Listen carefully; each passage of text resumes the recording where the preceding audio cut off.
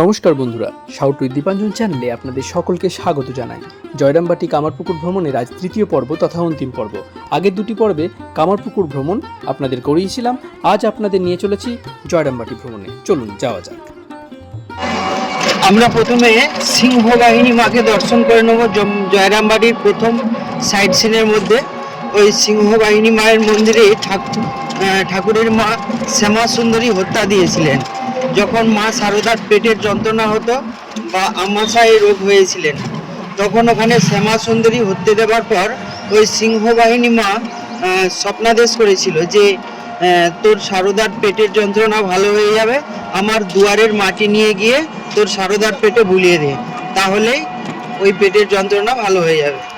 তখন ওই শ্যামা সুন্দরী ওই সিংহবাহিনী মায়ের মন্দির থেকে মাটি নিয়ে গিয়ে ওই শারদার পেটে বুলিয়ে দিয়েছিল, মায়ের আমাশা এবং পেটের যন্ত্রণা ভালো হয়ে গেছিল।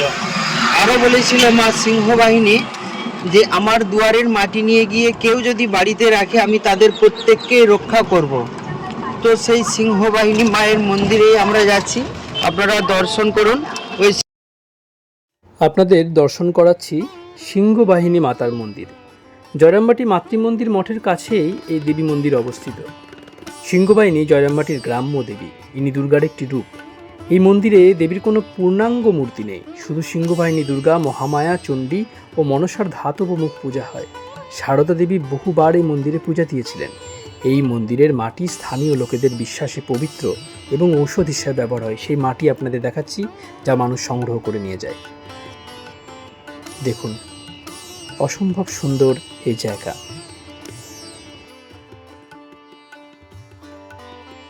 করে নেবেন মায়ের বাড়িটা, মায়ের যেখানে জন্ম হয়েছিল মা শারদা, সেই জন্মস্থানটা দর্শন করবেন। আর দেখবেন মায়ের নতুন বাড়ি, পুরনো বাড়ি, পুণ্যি পুকুর, আর মায়ের যে এখানে যে মানে কুলদেবতার মন্দির, শীতলা মায়ের মন্দির, সেটাও আপনারা দর্শন করবেন এখানে। তো ওই সামনে মায়ের বাড়ি আপনারা দেখতেই পাচ্ছেন। তো ভেতরে হয়তো আপনাদের ভিডিও করতে দেবে না, তো দূর থেকে যতটা পারবেন নেবেন। মাতৃমন্দির হল মাতৃমন্দির মঠের কেন্দ্রস্থলে অবস্থিত সারদা দেবীর মন্দির। ঠিক যে স্থানটিতে সারদা দেবীর জন্ম হয় সেই স্থানটির উপর এই মন্দির নির্মিত হয়। শ্রী শ্রী মায়ের পিতা শ্রী রামচন্দ্র মুখোপাধ্যায়ের আদি বাস্তুভিটায় এই মন্দির 6ই বৈশাখ 1330 বঙ্গাব্দে, ইংরাজির 19 এপ্রিল 1923 খ্রিস্টাব্দে বৃহস্পতিবার শুভ অক্ষয় তৃতীয়া তিথিতে স্বামী শারদানন্দ প্রতিষ্ঠা করেন। দেখুন সেই মন্দির আপনাদের দেখাচ্ছি।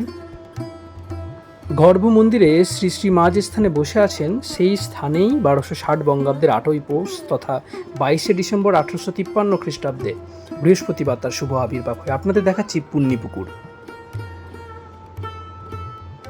দেখুন অসম্ভব সুন্দর এই জায়গা। মাতৃমন্দিরের বিভিন্ন স্থান আপনাদের দেখাচ্ছি। এখন আপনাদের দেখাচ্ছি গোশালা।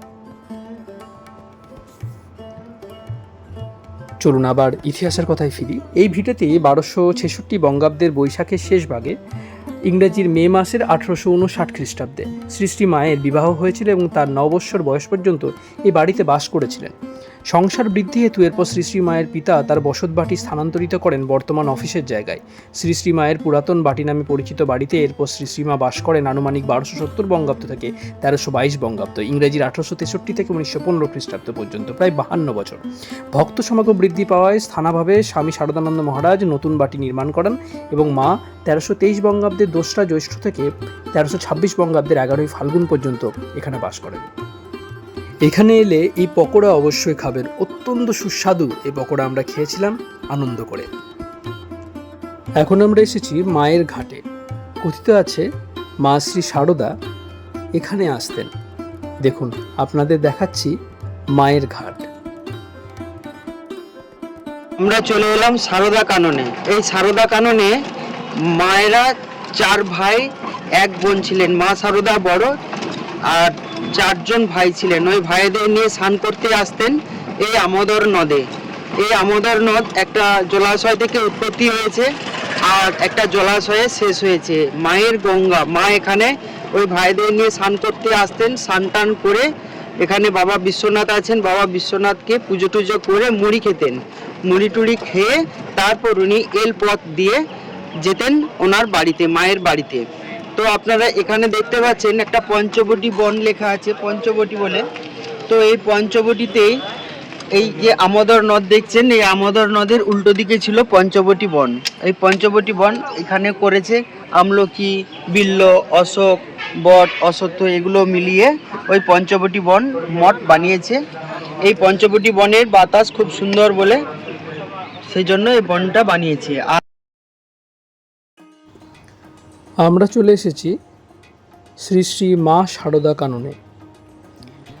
এই সারদা কাননের টাইমিংটাকে বলে দিই, সকালে 7:30 থেকে 11:30 অবধি এই সারদা কানন খোলা থাকে। আর এপ্রিল থেকে সেপ্টেম্বর মাস অবধি দুপুরে 3:30 থেকে 5:30 অবধি খোলা থাকে, এবং অক্টোবর থেকে মার্চ মাস অবধি দুপুরে 3টে থেকে 5টা অবধি খোলা থাকে। অসম্ভব সুন্দর এই জায়গা আপনাদের দর্শন করাচ্ছি।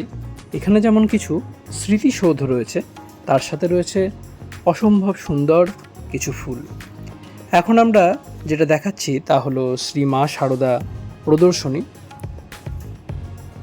বিভিন্ন বিষয়কে এখানে ছবির মাধ্যমে অত্যন্ত সুন্দরভাবে উপস্থাপন করা হয়েছে। মায়ের জীবনী, মায়ের দৈনন্দিন কাজ, সমস্ত কিছুকে এখানে সুন্দরভাবে তুলে ধরা হয়েছে। সেই জিনিস আপনাদের দেখানোর প্রচেষ্টা করছি।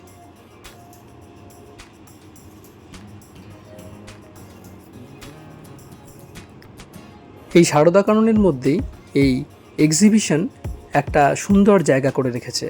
তার সাথে রয়েছে মনোমুগ্ধকর আবহাওয়া, অত্যন্ত সুন্দর কিছু ফুল এবং কিছু বাণী। এর ভিতরে রয়েছে একটি শ্মশান, আপনাদের সেটা দেখালাম।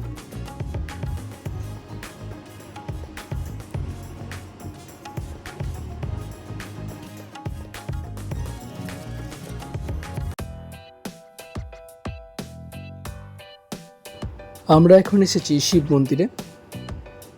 এই মন্দিরের একটা অদ্ভুত সুন্দর ব্যাপার আমাদের চোখে পড়ল। ভিতরে ঢোকার পরেই পুরোহিত মশাই অত্যন্ত আপ্যায়ন করলেন এবং আমাদের প্রসাদ দিলেন।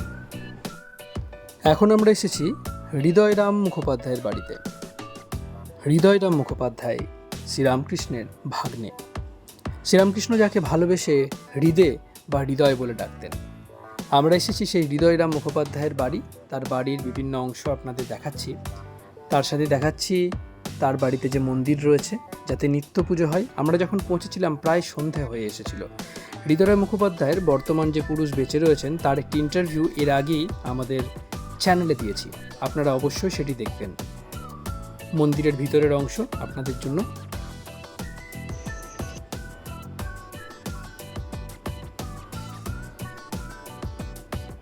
এরপরে আমরা চলেছি রামকৃষ্ণ মিশন সারদা সেবাশ্রমের উদ্দেশ্যে। চলুন যাওয়া যাক। সন্ধে হয়ে যাওয়ায় চারপাশে অন্ধকার নেমে এসেছে। আমরা ভিতরে ঢুকেছিলাম রামকৃষ্ণ মিশন সারদা সেবাশ্রম। স্বামী নিত্যানন্দজি মহারাজ, যিনি এটির প্রতিষ্ঠা করেছিলেন। আমরা যখন পৌঁছেছিলাম তখন ভিতরে প্রার্থনা হচ্ছিল।